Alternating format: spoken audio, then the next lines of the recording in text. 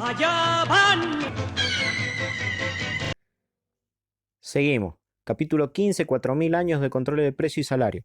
Los Estados Unidos, Gran Bretaña y Canadá, 1970-1978. A comienzos de los años 70 se implementaron a ambos lados del Atlántico dos programas casi paralelos destinados a evitar el alza de precios y salarios.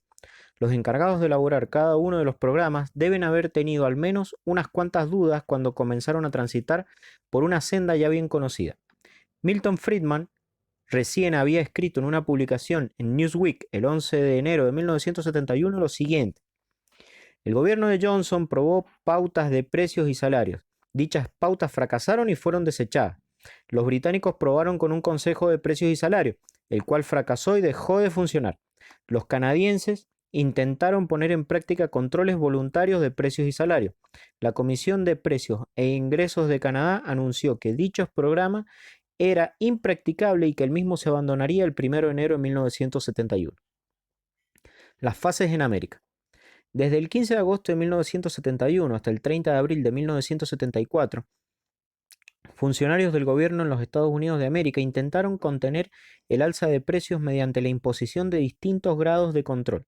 Durante este periodo, el índice de precios mayoristas aumentó, sin embargo, a razón del 12% anual y el índice de precios al consumidor aumentó a razón del 7.2% anual. Por el contrario, durante los 12 meses previo al comienzo de los controles, el IPM, que es el índice de precios al mayorista, había aumentado un 3,3% y el índice de precios al consumidor a razón del 4,3%. Se podría perdonar a un observador marciano por cometer el error de post hoc ergo propter hoc y sugerir que el control de precios causó la inflación. El congelamiento inicial fue una acción sorpresiva destinada a evitar incrementos estratégicos de precios y salarios mientras se elaboraba e implementaba un programa de control más sofisticado. Con anterioridad al congelamiento, la tasa inflacionaria alcanzaba el 4,5% anual. Una vez finalizado el periodo de congelamiento de 90 días, el nivel de los precios estaría un punto por debajo del nivel que hubieran producido las fuerzas del mercado. Si el nivel de precio del mercado hubiera continuado aumentando aproximadamente a razón de la misma tasa anterior, aún esta es, no obstante, una estimación amplia de la diferencia entre lo que podríamos llamar los niveles de precios máximos y los del mercado, ya que la tasa de crecimiento de los salarios normalmente excede la tasa de crecimiento de precios debido al crecimiento cuantitativo de la productividad. El congelamiento de los salarios podría causar con el tiempo la caída del nivel de precio. Si sucediera, un exitoso congelamiento de salarios no ocasionaría escasez de mano de obra. En realidad, las empresas pudieron contratar una mayor cantidad de mano de obra de acuerdo con las escalas de salarios congelados y el empleo creció vertiginosamente a razón de 4,2% anual de agosto a noviembre del 71. Finalmente, la fase 1 llegó a su fin y la fase 2 comenzó el 14 de noviembre del 71. El objeto de la Comisión de Precios, la entidad reguladora, era rechazar todo aumento de precios con excepción de aquellos justificados por el incremento en los costos. Existía la creencia de que los controles de la fase 2 reducirían la tasa de aumento del nivel general de precios a un 2,5% anual. En realidad, la fase 2 estuvo en vigencia hasta enero del 73 y durante ese periodo el índice de precios mayoristas se incrementó a razón del 6,4 anual y el índice de precios al consumidor se incrementó a razón del 3,4 anual. Las políticas de control de precios, al igual que las estaciones del año, se confunden unas con otras con mayor rapidez de lo que podemos darnos cuenta. Y la fase 2 dio lugar a la fase 3 en enero del 73. En esta oportunidad se reemplazaron los controles compulsivos por controles voluntarios.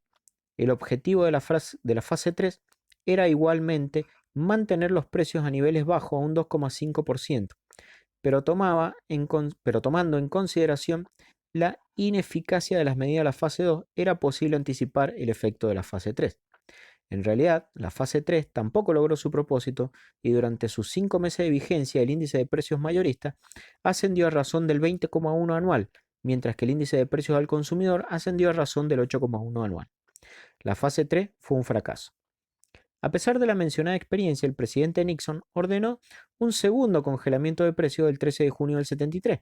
El congelamiento estaría en vigencia durante 60 días y controlaba los precios de la mayoría de los productos al igual que los salarios. Nuevamente, no debería haber habido aumentos de precios durante aquellos 60 días. En realidad, los precios aumentaron a razón del 5 anual y del 5,1 anual. Fue un gobierno de sorpresas y los controles de la fase 4 se implementaron el día 12 de agosto de 1973. Una América ingenua se encontraría nuevamente sujeta a controles obligatorios de precio. El secretario del Tesoro, George Shultz, declaró que la meta del gobierno era reducir los aumentos de precios a un 3% anual o aún menos. Durante los 9 meses de duración de la fase 4, el índice de precio del mayorista se elevó a una tasa anual del 18,3 y el índice de precio del consumidor se elevó a una tasa anual del 11,4. La fase 4 fue el quinto fracaso del programa. El incremento constante en los precios era inexorable. Lo anteriormente expresado fue lo que los controles no lograron. Ahora veamos lo que sucedió. Cuando se ajusta la tasa inflacionaria a causa del deterioro de la calidad de los productos durante el periodo 71-74, observamos que el nivel de precios continuó en alza durante el periodo de la vigencia de los controles, a una tasa muy constante. Darby es escéptico en lo que se refiere a la eficacia global del programa de estabilización económica cuando sus resultados se consideran a largo plazo. Darby comenta lo siguiente. Durante el segundo trimestre de 1971 hasta el tercer trimestre de 1975, el índice deflacionario del Producto Bruto Nacional se incrementó en un 31,9%, concediendo el intervalo habitual de un año y medio para los cambios de precio con relación a los ajustes en la emisión de moneda. Esto es comparable con el incremento del 31% en la emisión de moneda desde el cuarto trimestre de 1969 hasta el primer trimestre de 1974. Actualmente la tendencia de la tasa de crecimiento de la moneda real demandada en las últimas décadas oscilaba entre el 0 y el 0,5% anual. Dependiendo del método de cálculo utilizado, por lo tanto, en un periodo de 4 años y medio, el incremento del nivel de precios debería oscilar entre el 0 y 2 puntos por debajo del incremento de la cantidad de dinero durante el periodo correspondiente. Por lo tanto, el hecho de que el crecimiento real en los precios excediera el de la moneda en circulación en 9 décimos de punto, indicaría que el efecto general del programa de estabilización económica en los precios era nulo o bien los incrementaba levemente en un porcentaje que tendía a asemejarse al que hubiera resultado de no haber existido dicho programa. Es sorprendente que un economista de la experiencia y reputación de Darby pudiera afirmar que el resultado de los controles de precio podría haber sido el incremento de los mismos. Igualmente, cree que no existen pruebas de que el programa favoreciera en absoluto la producción, contrariamente a lo sostenido por el gobierno en su oportunidad. El congresal Steven Sims de Idaho, quien se oponía a la ley de estabilización económica, incluyó en el registro de sesiones un sucinto análisis de los resultados del programa de Nixon sometido por el editor de Barrons, el señor Robert Bleiber, en una conferencia de Hillsdale College de Michigan. El congresal Sims resaltó lo siguiente. La conclusión que se extrae de la conferencia del señor Bleiber puede resumirse en un solo párrafo. Su pregunta era la siguiente. ¿Cuál fue el logro del control de precios y salarios? Bien, remitámonos a la información registrada a principios de mayo de 1972. Don Conlon, principal economista de una firma de corredores de la bolsa de Wall Street, Dean Whiter & Co., consideró que en ese momento los precios mayoristas se encontraban aproximadamente en la misma situación en que hubieran estado de no haberse implementado dichos controles. Al proyectar las tendencias evidentes previas al 15 de agosto de 1971, consideró que el índice de precios mayorista en marzo de 1972 estaría en un 117,5 por sobre el promedio del año 67. La cifra real fue 117,4, observó el señor Conlon. Todo este sufrimiento y confusión para mejorar el porcentaje en un décimo de punto con relación al mercado libre. La oposición al programa de control de precios y salario de Nixon era manifiesta aún entre partidarios, entre aliados filosóficos y desde todas las clases económicas. George Minnie, presidente de la Federación Norteamericana de Trabajo y el Congreso de Organizaciones Industriales, se opuso firmemente a los controles, como lo hicieron también los miembros del Congreso, desde el republicano conservador Philip M. Crane hasta el hábil presidente del bloque republicano en la Cámara de Diputados, considerado generalmente como un líder liberal, John Anderson. Congelamiento de los precios de la carne. Sería justo atribuir al gobierno de los Estados Unidos un cierto logro al mantener bajo los precios de la carne durante el periodo en que estuvo en vigencia el programa de estabilización económica. Este fue un hecho importante, ya que nunca debe subestimarse el poder del ama de casa norteamericana, especialmente cuando se enfurece, como sucedió con muchas de ellas en lo referente al costo de la carne. Como respuesta a dicha presión, el gobierno impuso precios máximos a las carnes rojas en marzo del 73 y los extendió a junio del 73. La interrupción en el suministro fue muy seria, al menos durante un breve periodo, según Brittan y Lilly. Los precios máximos de la carne y la fase 2 causaron mucho más trastorno y originaron una situación de escasez mucho más grave que la que el público había previsto. La desazón frente al desabastecimiento originado por el congelamiento fue de tal magnitud que la opinión se volcó de la noche a la mañana en contra de los controles. Puesto que el precio de la res viva continuaba aumentando durante el periodo de congelamiento, los comerciantes de carne roja trabajaban con márgenes cada vez menores, por lo que muchas plantas pequeñas tuvieron que cesar en sus actividades. Para el mes de agosto, numerosas cadenas minoristas fueron eliminando los intermediarios que quedaban y pasaron a comprar directamente la hacienda para satisfacer la demanda. El precio de los animales vivos se incrementó una vez más. El efecto de la anormalidad en el abastecimiento fue que el suministro de carne se tornó mucho más incierto que el año anterior, fluctuando violentamente durante el periodo de vigencia de los controles. No obstante, el gobierno impuso limitaciones estrictas sobre el precio de los productos ganaderos, a pesar de las predicciones de grave escasez, lo cual solo era evidente en parte en la carnicería. La información frecuente y exacta en cuanto al estado del mercado hizo posible la continuación de esta política. Es bien simple. El Departamento de Agricultura recibía informes diarios referentes a la matanza de animales para consumo y esto le permitía medir la intensidad de la tímida escasez de carne vacuna, partiendo del número de animales sacrificados ese día. Aunque el suministro de carne vacuna disminuyera, su adquisición nunca resultó completamente imposible. Aún así, las restricciones sobre los precios se levantaron rápidamente. Si el gobierno, provisto con informaciones diarias referentes al estado de los suministros, no puede mantener bajos los precios de productos esenciales como la carne vacuna, entonces sus intentos de controlar los incrementos en los precios de toda la economía, entre ellos productos cuya disponibilidad es incierta en un momento determinado, debe ser mucho más difícil. No hay duda de que un número significativo de empleados en el Departamento de Agricultura estaban trabajando con dedicación exclusiva sobre la escasez de carne. Las fases estaban en plena actividad. Los teléfonos llamando constantemente a lo largo y a lo ancho del país con el fin de informarse de los suministros diarios. Fue un verdadero triunfo del plan de un gobierno moderno. Pero ¿realmente se justificó el costo? Después de los controles del gobierno de Nixon. Desde la culminación del programa Nixon en 1974, el tema a discutir ha sido una combinación de rumores amenazadores respecto de la reimplementación de controles y de una depresión mundial, que según se ha dicho, ha sido la peor desde la Gran Depresión. En 1974 y 75, la inflación decayó con rapidez en los Estados Unidos, pero luego un repunte en la producción del 77 renovó las conversaciones relacionadas con los controles, con el apoyo proveniente de los sectores más insólitos. El Banco de la Reserva Federal de Nueva York, el cual se había manifestado anteriormente como un firme opositor a los controles, sugirió que la política de precios y salario podía cumplir una función importante en las expectativas para reducir la inflación, y citó la reimplementación de controles en Gran Bretaña como prueba de ello.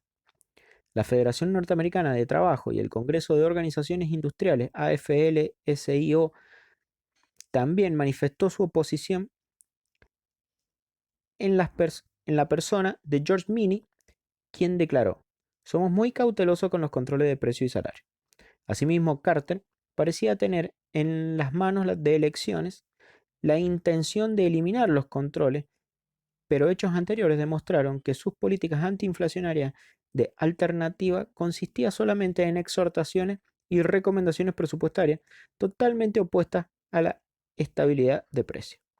Debido a que la inflación aumentó nuevamente en el 78 a razón del 10,1% en el segundo trimestre, la Comisión Económica Mixta del Congreso recomendó la implementación de controles y la posición contraria de Carter comenzó a inspirar cada vez menos confianza. En el año de 1978, la mayoría de los periodistas especializados en materia económica y los economistas que participaban en política adelantaron que el gobierno de Carter pronto revelaría un nuevo programa antiinflacionario más severo, el cual incluiría controles voluntarios, especialmente para los sectores empresariales y sindicales de envergadura respaldados por una fuerte persuasión gubernamental. A fines de 1976, por ejemplo, el columnista en materia económica de The Washington Post, Howard Rowan, escribió lo siguiente: para que ambas metas sean compatibles, mayor ocupación y control de la inflación. La política fiscal y monetaria deben complementarse con restricciones voluntarias en los precios y salarios, a veces denominadas políticas de ingreso. Ralph Nader, en su columna publicada recientemente, advirtió que si la inflación permaneciera en los niveles actuales o si se elevara aún más, a Carter le será difícil evitar la implementación de una política selectiva de control de precios y salarios en las industrias claves. El doctor Herbert Stein, quien se desempeñó como consejero económico del presidente Nixon y quien participó con renuencia durante el periodo de la vigencia de los controles impuestos por Nixon, predijo llanamente la posible implementación de controles oficiales en un futuro cercano. Un economista líder con creencias arraigadas en el Partido Demócrata Liberal, el doctor Robert Lechman, afirmó recientemente lo siguiente: estoy de acuerdo con Stein en que los controles se implementarán en un futuro cercano, agregó, que a diferencia de Stein, los consideró potencialmente benignos si se diseñan apropiadamente y se los aplica con sensatez. Y por supuesto, el talentoso novelista de Cambridge, Massachusetts, John Kenneth Galbraith, quien había vivido los momentos más felices de su vida cuando servía a su país en la Oficina de Administración de Precios, manifiesta periódicamente su conformidad con los mismos consejos. Un factor importante es que la mayoría de la gente considera la inflación como un problema, como el problema número uno del país, y apoya los controles de precios y salarios cuando creen que es un mecanismo para combatirla. De acuerdo con la encuesta del grupo Gallup, efectuada del 10 al 13 de febrero de 1978, el 44% de dichos encuestados favorecieron los controles, mientras que el 40% manifestó su oposición. En una encuesta efectuada del 14 al 17 de abril, el porcentaje que se expresaba a favor de los controles se elevó al 50%. Otras encuestas más recientes demostraban que el porcentaje se aproximaba al 60%. Por otra parte, los argumentos opuestos a la política de control de precios son tan firmes que numerosas e importantes voces dentro de la comunidad liberal aún hoy manifiestan su oposición a ella. La nota editorial de The Washington Post, por ejemplo, ofreció el 27 de julio de 1978 una síntesis concisa de la razón por la cual los controles no funcionan. Con el resurgimiento actual de la inflación reaparece el tema de los controles de precio y salario. Los precios se incrementaron a razón del 7,1% anual en los primeros 3 meses de este año, pero en los 3 meses subsiguientes hasta junio se había elevado al 10,11%. Una vez más, los precios de los productos alimenticios llevaban la delantera. ¿Por qué no recurrir nuevamente a los controles? La respuesta es que causaron serios daños, y la última vez que el país los puso en práctica en 1971-73, y los efectos aún pueden observarse. El presidente Carter ha eliminado rotundamente los controles y está en lo cierto. Una de las razones es la oposición inflexible de los sindicatos, los cuales han aprendido que es más sencillo controlar los salarios que los precios, pero los controles igualmente dejaron otras enseñanzas que merecen ser recordadas en esta oportunidad. Los controles tienen efectos extraños en las inversiones y en la producción. En los años 60, las perforaciones de petróleo y de gas disminuyeron lentamente en este país, pero la situación cambió en el 72, mientras los controles estaban en vigencia. Las empresas siderúrgicas habían considerado que los caños de perforación eran productos secundarios. Los caños los fabricaban utilizando equipos y maquinaria antigua y los márgenes de ganancia eran escasos. Cuando los pedidos de nuevos caños comenzaron a aumentar, las empresas siderúrgicas no contaban con el suficiente incentivo para aumentar la producción. El resultado fue una violenta puja entre las empresas perforadoras para obtener los caños y surgió una especie de mercado negro. Los costos de perforación ascendieron con mucha mayor rapidez que la tasa inflacionaria y continuaron aumentando hasta después de la finalización de dichos controles. Moraleja, los controles de precio algunas veces pueden ser paradójicamente más inflacionarios que si no hubieran controles. Es la inflación sobre los precios de los productos alimenticios lo que afecta en mayor medida a los consumidores, pero los precios de los alimentos son los más difíciles de controlar para el gobierno. Las demostraciones de las amas de casa en contra del alto costo de la carne a principios de 1973 indujeron a la Casa Blanca a imponer topes en el precio de la carne. Algunos ganaderos retenían el envío de su ganado al mercado aguardando la finalización de los controles. Otros exportaron su ganado, principalmente a Canadá. Hay dos moralejas aquí. Primero, un país no puede mantener controles de precio a menos que se encuentre también preparado para restringir las exportaciones, que a su vez perjudica a los mercados extranjeros y viola los acuerdos comerciales. Segundo, los controles originan escasez. El desabastecimiento de la carne vacuna en los comercios provocó que los consumidores se volcaran al pescado y las aves de un modo tal que también éstas se volvieron escasas. A esta altura de las cosas, un gran número de personas comenzaron a temer una creciente escasez general de productos alimenticios en todo el país. Para evitar el pánico general, el gobierno se vio forzado a renunciar a los controles. Los controles son tolerables solamente durante periodos breves, en emergencia.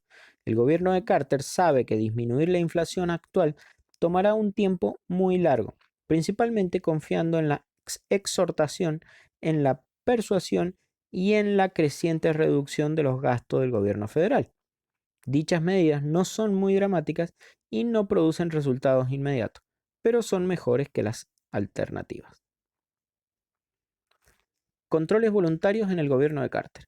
Como muchos habían anticipado, el 24 de octubre de 1978, el presidente Carter, en un discurso televisivo, anunció su nuevo programa de controles voluntarios de precios y salario. El propósito del presidente era contener la inflación en el año siguiente hasta un máximo del 5,75% anual.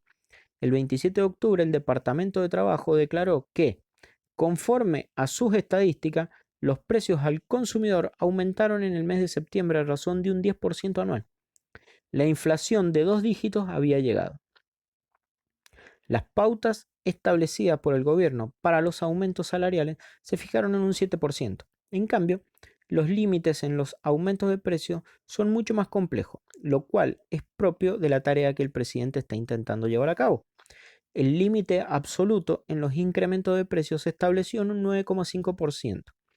Cualquiera fuera la tasa general de inflación que resultare, el poder de persuasión del gobierno, juntamente con su habilidad para influenciar a las grandes empresas mediante contratos celebrados con el gobierno, serán arma para combatir en la nueva guerra contra la inflación.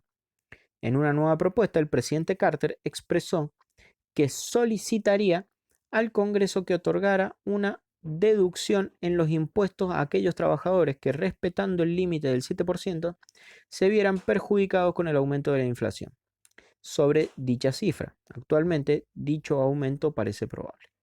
La reacción en la mayoría de los sindicatos fue hostil. George Meany, presidente de AFL-CIO, en una breve carta dirigida al Washington Post el 3 de noviembre de 1978, expresa claramente la posición de la mayoría de los sindicatos. El reclamo de la AFL-CIO pidiendo la implantación de controles económicos generales no es una maniobra de relaciones públicas, es una alternativa considerada con cuidado y total responsabilidad ante el desatinado e injusto programa del gobierno. Nuestra propuesta rechazó específicamente la misma vía legislativa, el cheque en blanco al presidente, que nos llevó al paquete Nixon, precisamente porque recordamos el desastre de 1971 a 1973 y el éxito de la Segunda Guerra Mundial. Es que instamos al gobierno a que redacte leyes sólidas y amplias basadas en la equidad e igual sacrificio.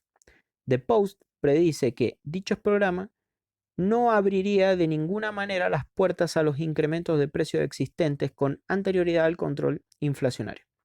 Esperamos que el gobierno impida cualquier incremento de precios injusto mediante una firme medida retroactiva que evite el lucro indebido mediante un impuesto a las ganancias excesivas. Dado que estamos convencidos de que la legislación es inevitable y que es ciertamente el objetivo del programa de gobierno, hemos acentuado la necesidad de una acción parlamentaria inmediata.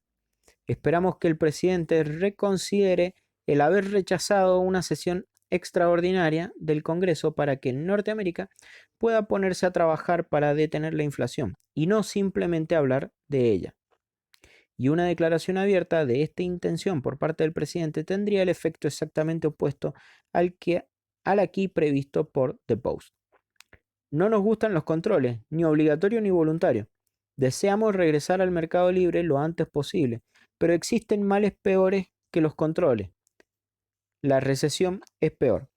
La inflación desenfrenada es peor. Los controles discriminatorios e injustos son peores. Utilizar a los trabajadores como chivo expiatorio sin un procedimiento debido es peor. No vemos posibilidad alguna de que toda política que carezca de controles absolutos, justos y equitativos sobre todos los segmentos de la economía sea efectiva.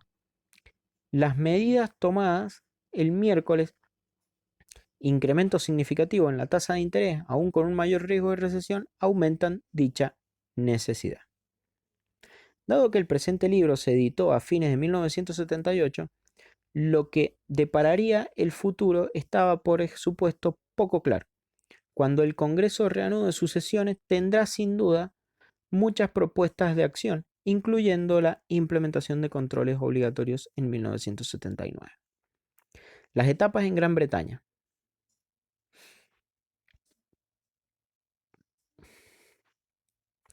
Durante el periodo 1972-1974, el gobierno del Reino Unido puso en práctica un programa de estabilización de precios y salarios que era casi idéntico y en su mayor parte extraído textualmente del llevado a cabo en los Estados Unidos un año antes. El primer ministro del Partido Conservador, Edward Heath, implementó este programa después de la expansión monetaria inflacionaria de principios de su gobierno y aprendió una lección que en la actualidad hasta el mismo Heath reconoce.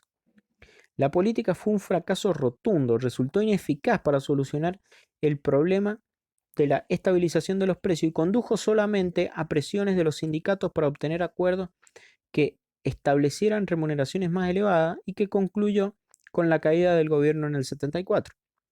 En el verano de 1972 se inició una ronda de incrementos en los precios y salarios derivados de una huelga declarada por los mineros de yacimientos carboníferos, quienes en el Reino Unido son todos empleados públicos, y por su subsiguiente conciliación, en respuesta el gobierno impuso el congelamiento de remuneraciones en noviembre de ese año. Los efectos del congelamiento fueron absolutamente dramáticos, aunque los ingresos que incluían horas extraordinarias y bonificaciones no contempladas por las disposiciones no quedaron en absoluto estacionarios. Durante la etapa 2 se produjo un alza de aproximadamente el 15% en la tasa anual de incrementos en los ingresos salariales, a pesar del objetivo fijado por el gobierno que alcanzaba el 7,5%. Durante la etapa 3 de dichos controles, se esperaba que el presupuesto salarial aumentara alrededor del 9%, pero el índice de aumento promedio acordado del 9,1% y el aumento del índice promedio de precios minoristas del 9,8% dio origen a un acuerdo inicial para elevar aún más los salarios. El gobierno había negociado dicho acuerdo con los sindicatos y había concedido un incremento en los ingresos semanales de 1,20 libras que beneficiaba a 10 millones de trabajadores, más reajustes periódicos calculados de acuerdo con el costo de vida. Los precios durante el periodo de regulación se vieron influenciados por factores externos tales como la crisis petrolera, que el gobierno intentó tomar en cuenta y que debilitó la sanción de las normas referentes a los precios. Aún así, el gran aumento de la tasa inflacionaria de 1970 en adelante no puede pasarse por alto tan sencillamente. La tasa aumentó con rapidez al 15% durante 1973 y a fines del 76 la tasa anual alcanzaba el 26%, a pesar de que el gobierno laborista mantenía los controles de precios. Podría resultar significativo que el circulante considerado en términos amplios M3 se expandiera alrededor del 25% en 1972 y 1973. Samuel Brittan y Peter Lilly comentaron así los resultados de las medidas adoptadas por el gobierno de Heath. La razón principal que lleva a los británicos a experimentar con políticas de ingresos no reside probablemente en un efectivo cumplimiento de los planes, sino en el clima intelectual que se crea. Los grupos generadores de opinión en Gran Bretaña, tales como los empleados públicos, políticos, locutores y académicos, casi han dejado de pensar en términos de mecanismo de mercado. Se sentían mucho más cómodos con estrategias determinadas políticamente. En consecuencia, se supuso con facilidad que el mercado había fracasado aun cuando estaba funcionando y en cambio, cuando la inflación empeoraba, la situación se atribuía a las debilidades inherentes a la negociación de los convenios colectivos más que al excedente monetario ya existente. Por el contrario, los fracasos reiterados en las políticas de ingresos rara vez se atribuyeron a las debilidades inherentes a los sistemas de administración centralista para el control de precios y salarios, sino a algún fracaso específico de la administración, sabotaje de los sindicatos o cobardía electoral, lo cual no podría repetirse la próxima vez. No solo en Gran Bretaña han fracasado las políticas de ingresos, dichas políticas no han tenido éxito en combatir la inflación, excepto temporariamente. En aquellos países democráticos estudiados detalladamente en los capítulos anteriores, ni en otros países similares que también experimentan políticas de ingresos. A decir verdad, con la posible excepción de los Países Bajos, los controles no parecen haber triunfado en la restricción de salario durante periodos superiores a un año, por debajo del nivel que hubieran alcanzado en ausencia de dichos controles. Aún estos breves periodos de restricción le sucedieron explosiones de salario, lo que generalmente arrasaron con los transitorios beneficios obtenidos.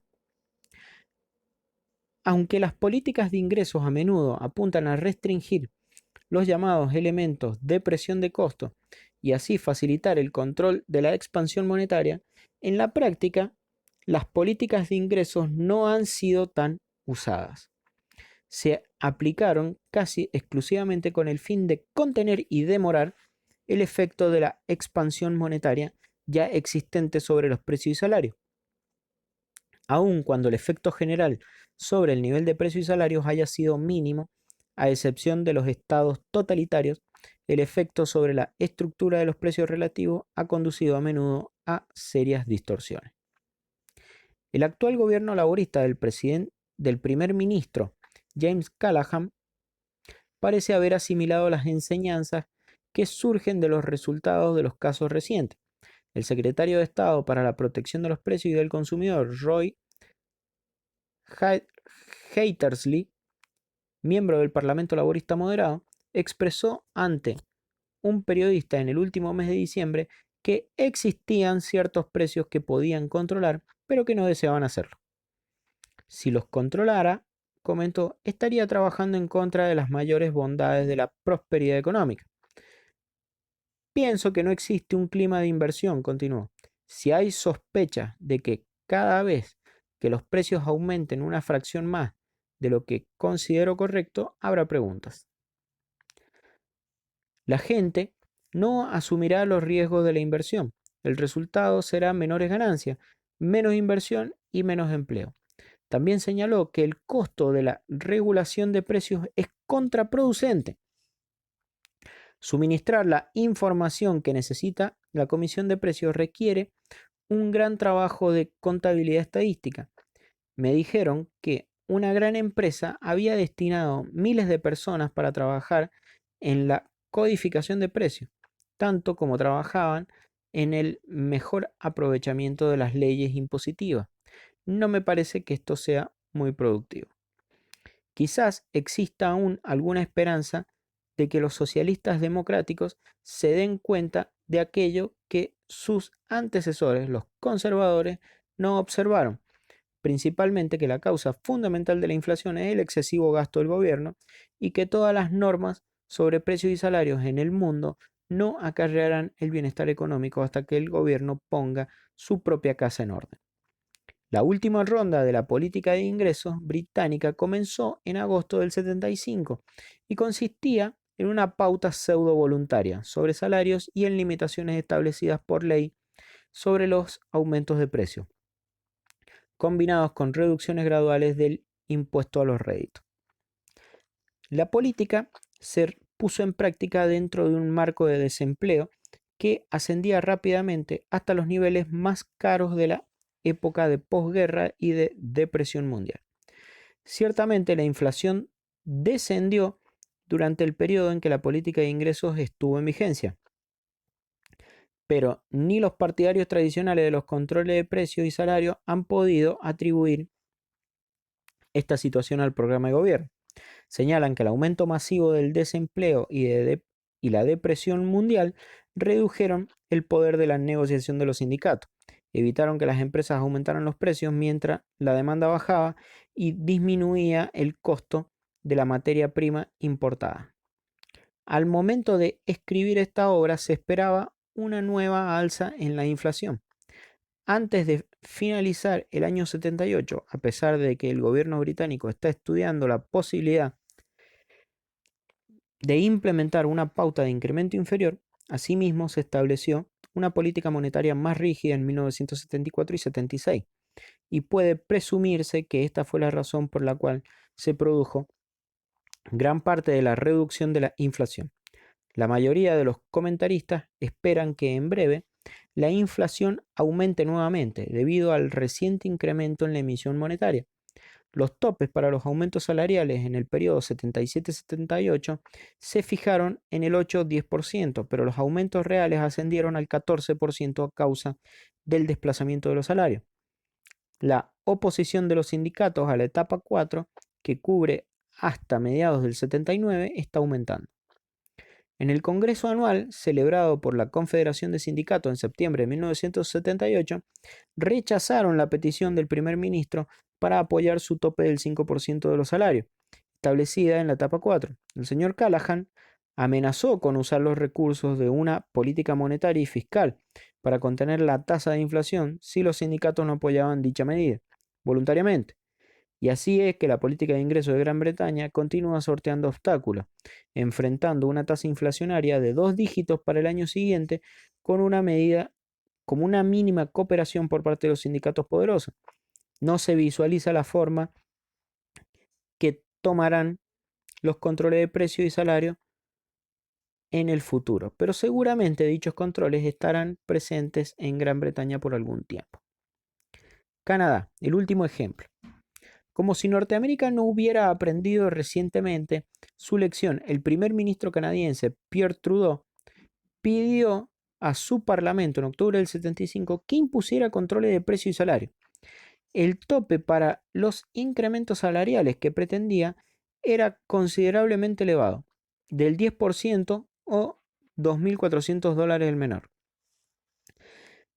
En la versión final de los controles canadienses adoptada en 1976, los incrementos salariales se limitaron al 14% y se impusieron multas en caso de incumplimiento.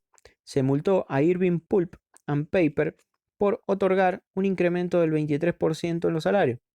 puede observarse que no solo a los empresarios en Canadá les resulta difícil soportar el control de precios y salario. En noviembre del 76, los trabajadores canadienses se plegaron a una huelga general en protesta contra el programa de gobierno. El gigantesco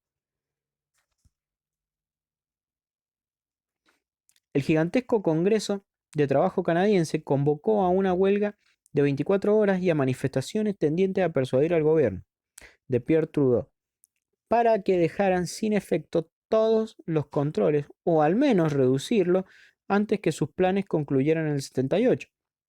En numerosos países, tales como Canadá, los Estados Unidos y Gran Bretaña, por citar los últimos ejemplos más destacados, puede observarse la oposición del trabajador común a los controles de precio y salario, y esos trabajadores son supuestamente los beneficiarios de dichos controles. Un nuevo centro de investigación económica fundado recientemente en Canadá, el Fraser Institute, el cual se ha hecho acreedor de una importante reputación por sus publicaciones destacadas,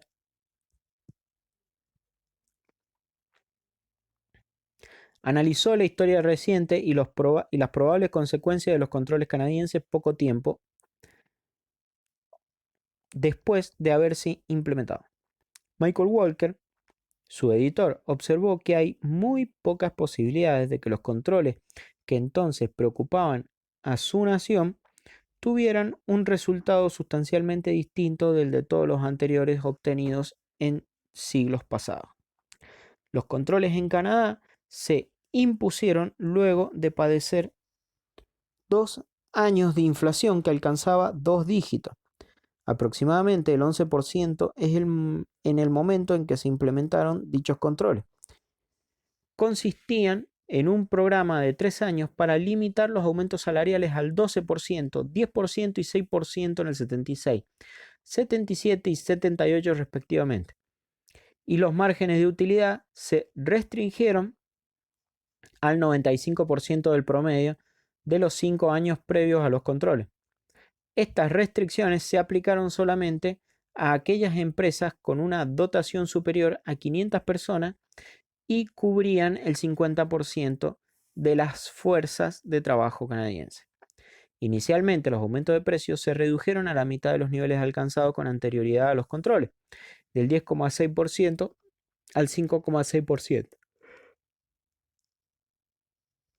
Dentro del primer año de vigencia del programa, lo cual naturalmente condujo a los políticos a elogiar la eficacia de su programa antiinflacionario, en realidad el principal economista de Toronto, Dominion Bank, se aproximó a la verdad cuando expresó que gran parte de la mejora obtenida en el comportamiento de los precios en Canadá no podía atribuirse a los controles, ya que los productos alimenticios no estaban sujetos a dichos controles y sus precios disminuyeron.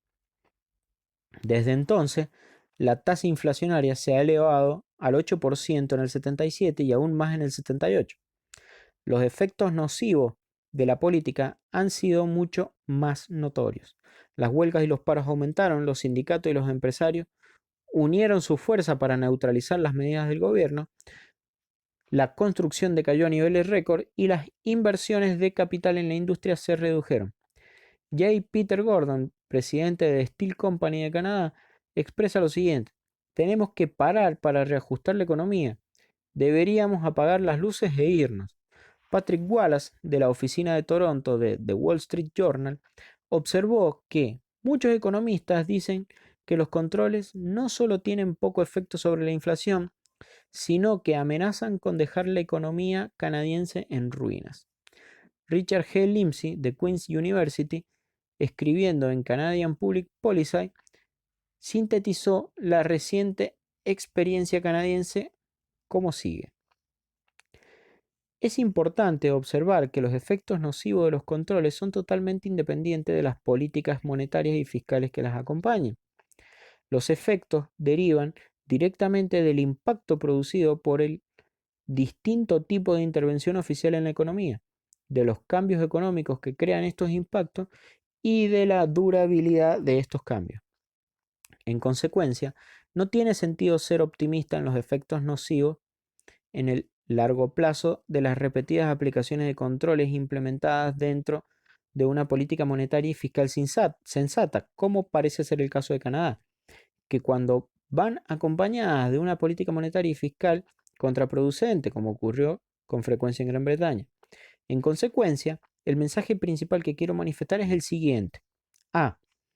Los controles de precio y salario no tienen efecto permanente sobre los niveles de precio, y esto es demostrado por la teoría económica y la evidencia brindada por la enorme abundancia de hechos reales.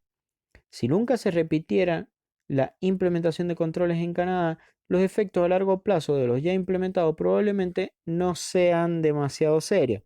No obstante, existen sectores que se esforzarán para que dicho experimento se repita. Si así sucede, el momento de alarmarse ya habrá pasado. B. Si estas fuerzas a favor de su repetición han de ser resistidas, con lo que las consecuencias a largo plazo pueden ser evitadas, entonces hoy en Canadá sería necesario una apreciación de los efectos a largo plazo de la reiteración de las políticas de control. Por ello expresó que ahora es el momento de ponerse en pie y exigir ser tomado en cuenta. Ahora es el momento de decir en voz alta y claramente que los controles de precio y salario son ineficaces en su objetivo principal y sumamente nocivos en todos sus otros efectos. En abril de 1978, los controles de precio y salario en Canadá quedaron oficialmente sin efecto, pero aún así los salarios de numerosos trabajadores permanecerían más bajos si los convenios si los convenios correspondientes fueran negociados durante el periodo de vigencia de los controles. Razón por la cual numerosos sindicalistas en los Estados Unidos y Canadá hablan de convenios de un año en lugar de 3. Aproximadamente en los últimos meses de abril de 1978, muchas personas en los Estados Unidos consideraban seriamente la reimplementación de controles. Así siguen las cosas. Final del capítulo 15. Siguiente capítulo, número 16, de las causas de la inflación.